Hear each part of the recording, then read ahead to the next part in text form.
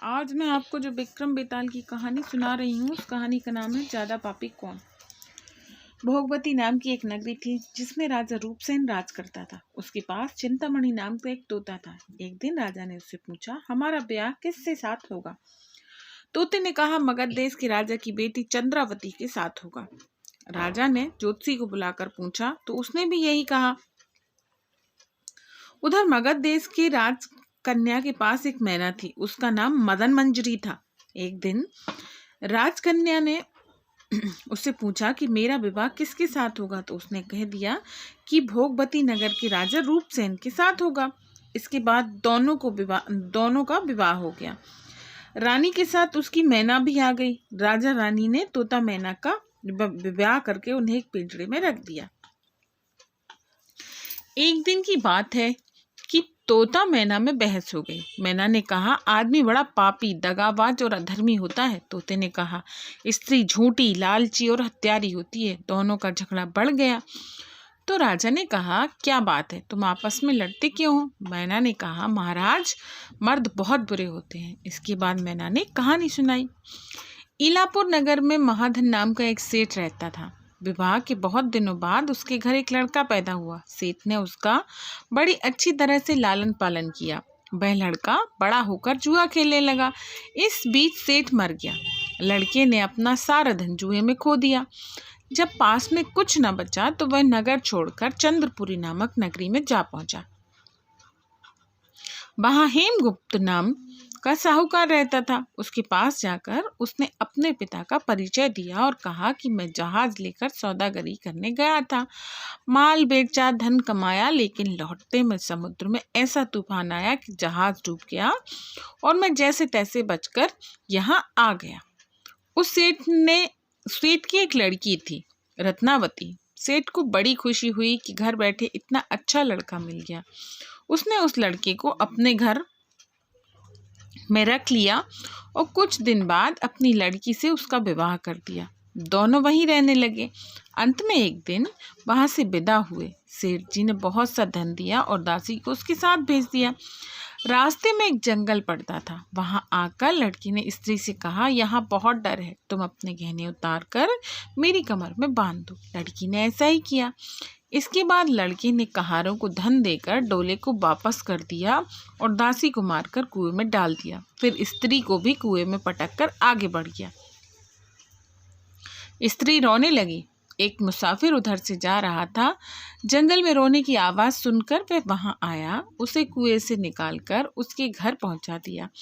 स्त्री ने घर आकर माँ बाप से कह दिया कि रास्ते में चोरों ने हमारे गहने छीन लिए और दासी को मारकर मुझे कुएं में ढकेल कर भाग गए। बाप ने उसे ढाढ़स बंधाया और कहा कि तू चिंता मत कर, तेरा स्वामी जीवित होगा और किसी दिन आ जाएगा। उधर जब वह लड़का जेवर लेकर शहर पहुंचा, उसे तो जुए की लत लगी थी। वह सारे गहने जुए में हार गया। उसकी बुरी हालत हो गई। तो वह यह बहाना बनाकर कि उसके लड़का हुआ है, फिर अपनी ससुराल चला।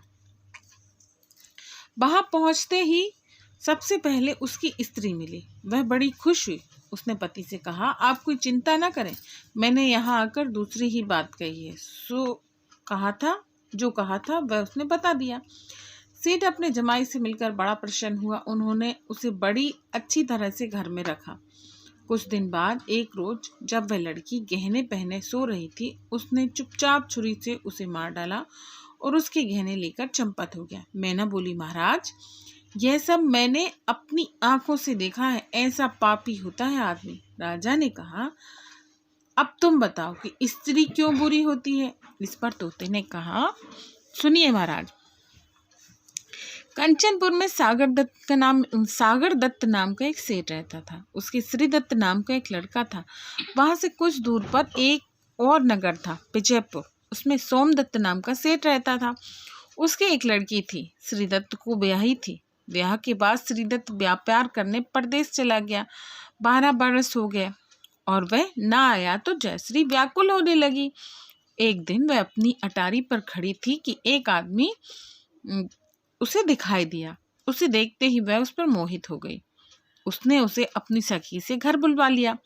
रात होते ही वह उस सखी के घर चली जाती और रात भर वहां रहकर दिन निकलने से पहले लौट आती।